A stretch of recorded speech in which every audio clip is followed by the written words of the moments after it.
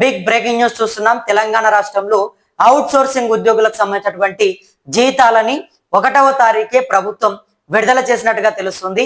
Out sourcing ఉద్యోగులందరికీ ముఖ్యమంత్రి రేవంత్ రెడ్డి ఒక భారీ శుభవార్త చెప్పినట్టుగా మనకు తెలుస్తా ఉంది.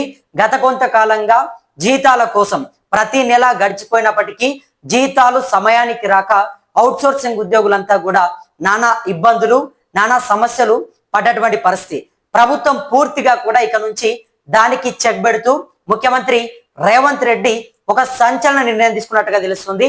ప్రతి నెల 1వ తారీఖే అవుట్ సోర్సింగ్ ఉద్యోగులకు జీతాలు వేయాలి అని చెప్పేసి గతంలో సైతం ఆయన మాట్లాడడం జరిగింది. ఇక ముఖ్యమంత్రి రేవంత్ రెడ్డి ఆదేశాలతో ఆర్థిక శాఖ అధికారులు ఈసారి జూలై 1వ తారీఖే తెలంగాణ రాష్ట్రంలో ఉన్నటువంటి కాంట్రాక్ట్ అవుట్ సోర్సింగ్ ఉద్యోగులందరికీ కూడా వాళ్ళ జీతాలని వాళ్ళ ఖాతా లోపల జమ చేసినట్టుగా సమాచారం అందుతుంది.